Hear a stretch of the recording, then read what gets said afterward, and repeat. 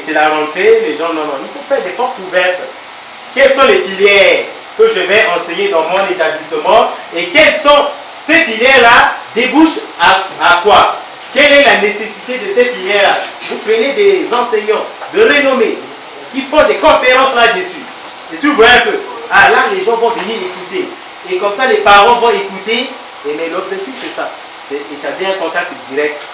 Voilà, notre établissement organise une grande conférence sur tel et tel qui touche l'éducation. Vous voyez, les gens vont venir, c'est gratuit. Mais vous payez un vrai expert en la matière, hein, qui vient, il anime ça. Les gens écoutent et à la fin, quand vous parlez de votre établissement, et donc vous avez vos enfants là, vous pouvez les faire inscrire ici. Et voilà, déjà à côté de ça, à côté de la publicité, vous avez déjà des gens. Donc voilà un peu, ces portes ouvertes là, c'est beaucoup plus pour ces types d'entreprises. Donc voilà ces moyens d'action que vous devez utiliser. Et si vous les utilisez, ça peut vraiment vous pousser plus loin. Après ces moyens, oui, nette différence. Promotion, c'est ce que je viens d'expliquer. Les gens ne vont pas venir, si vous voyez un peu, parce que tout le monde connaît le prix.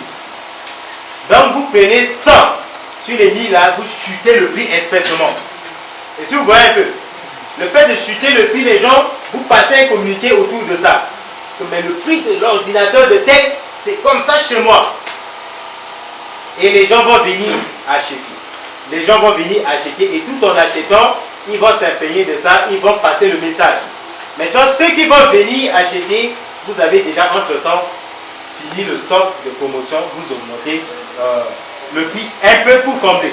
Maintenant, le solde, c'est que vous voulez vous débarrasser de... Non, le prix que tu as mis sur la promotion, oui. ils ont gardé ça pour oui. Oui. Après, que les produits que vous avez mis en promotion sont finis, oui.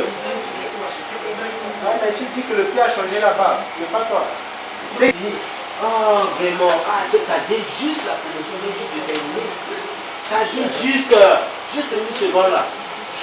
Et donc maintenant le prix, mais je crois que dès que tu achètes ça là, dans peu de temps, le stock va venir là. Tu vois, déjà tu es en train de lui dire que, mais si tu dis, monsieur, la promotion est terminée, vous êtes venu en retard. C'est la promotion c'est toujours comme ça. Un peu partout, hein, il y a une date par rapport à la promotion. C'est pas gratuit. Si vous mettez la promotion, il faut de telle à telle, jusqu'à telle date, c'est promotion. Mais si vous n'avez pas spécifié ça, ça devient plus normal. Hein. C'est de telle à telle, c'est promotion. C'est cette période-là. Il faut bien spécifier dans le message.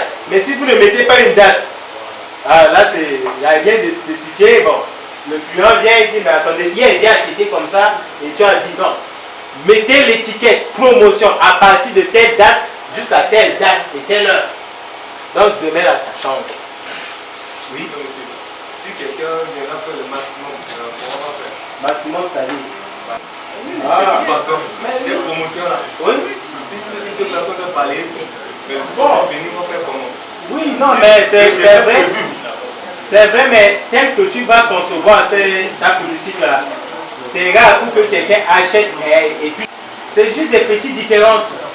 Des différences peut-être de 1200, 1000 francs, tout ça. Et lui-même il sait que si j'achète beaucoup, après le prix peut chuter aussi. Puis ça peut monter. Comme il est dans une inquiétude. Au fait, celui qui est là, il ne connaît pas ta politique. C'est ça le vrai problème. Parce qu'il ne connaît pas. Parce que lui, dans sa tête, il sait que tu fais telle politique comme ça pour attirer les gens. Parce que c'est aujourd'hui que vous venez de découvrir ça. Ils ne savent pas que vous êtes en train de faire telle chose comme ça. Et si vous voyez un peu. Donc, ils sont dans ce qu'on appelle la symétrie d'information. Voilà. Voilà. Le côté de l'État, qu'est-ce que nous devons faire? Là, premièrement, au niveau de l'État, vous devez faire une distinction entre votre structure et votre activité. Voilà. Et cette distinction vous conduit au niveau juridique à faire la différence entre beaucoup de choses. Voilà.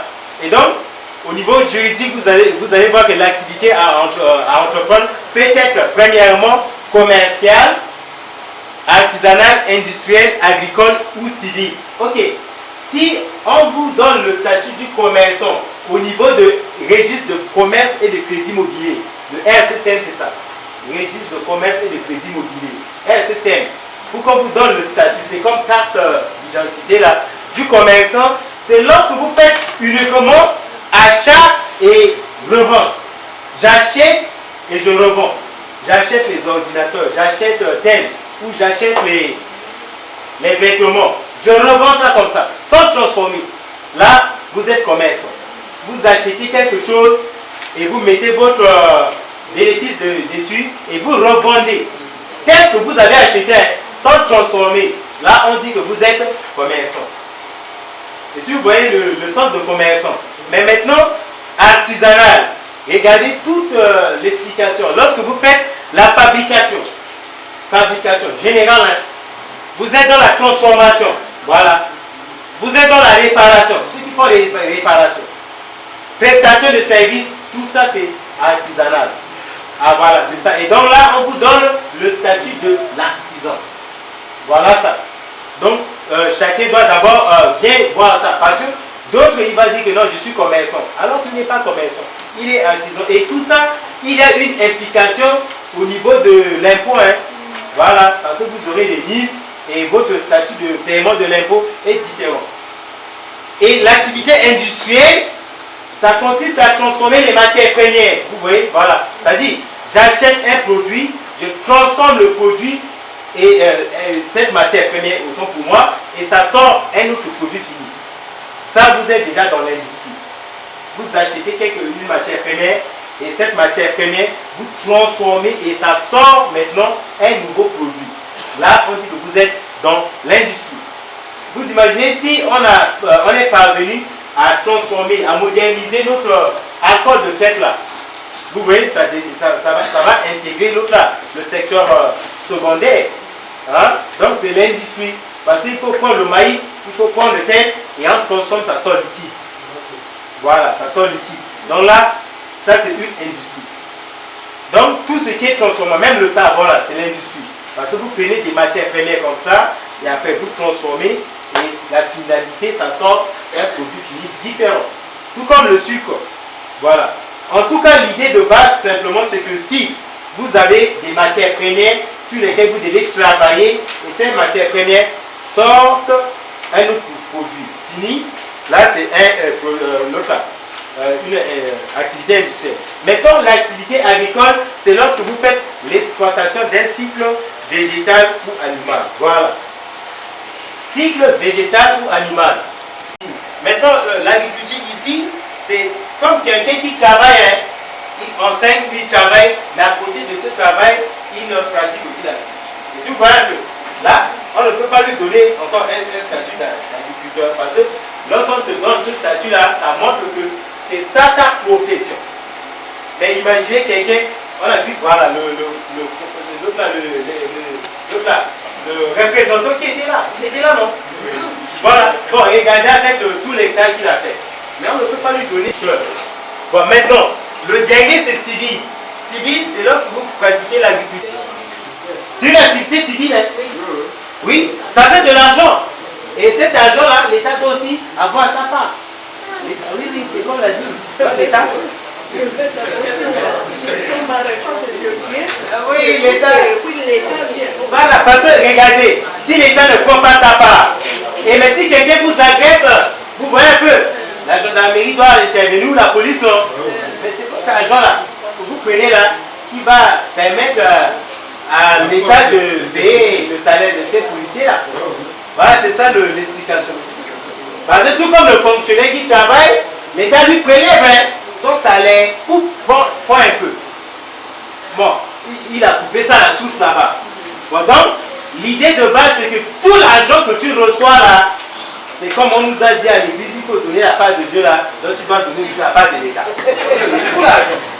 Si tu fais même l'agriculture, si tu mets même une maison en location, et si vous voyez un peu, voilà. Mais ici, les gens ne font pas ça. Mais c'est grave, mais regardez, il y a plein de maisons là. Mais peut-être ici là, vers Castor, la Kwanga, Sika.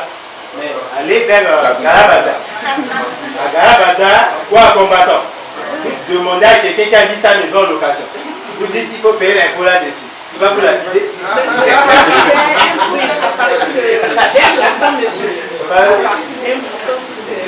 Donc, mais c'est question de lieu.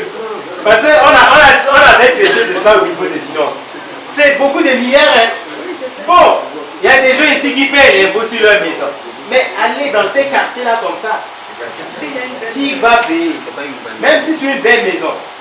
Mais qui va venir là? Quel est ce gars de l'impôt qui va venir tout te dire que monsieur, sur le loyer qu'on t'a payé là, dans le caissier, là d'ailleurs, il ne va même pas parler.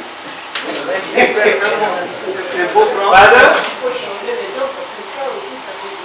Mais on a travaillé là-dessus parce que j'avais proposé quelque chose. Mais les gens, j'ai dit il faut joindre le Mokondi. Il faut espacer. Là, le Mokondi maîtrise bien sa zone. Bon, maintenant, là, vous savez pourquoi on donne les QP au niveau des finances. Et c'est ça qui pousse les gens à bien travailler. Hein. Parce qu'ils touchent l'argent et s'ils déposent tout l'argent là, vous voyez un peu, il va être tenté. Et on dit non, non, non, ne prends pas, mais voilà, on te donne, à côté de ton salaire, on te donne encore quelque chose. Donc, si on applique ça aux chefs de quartier, et c'était la stratégie que j'avais proposée, que bon, les chefs de quartier là, on leur demande simplement de recenser les maisons en location. Bon, maintenant, lorsqu'ils font bien leur travail, ils ont des petits pourcentages. Vous allez voir qu'ils vont commencer à bien travailler.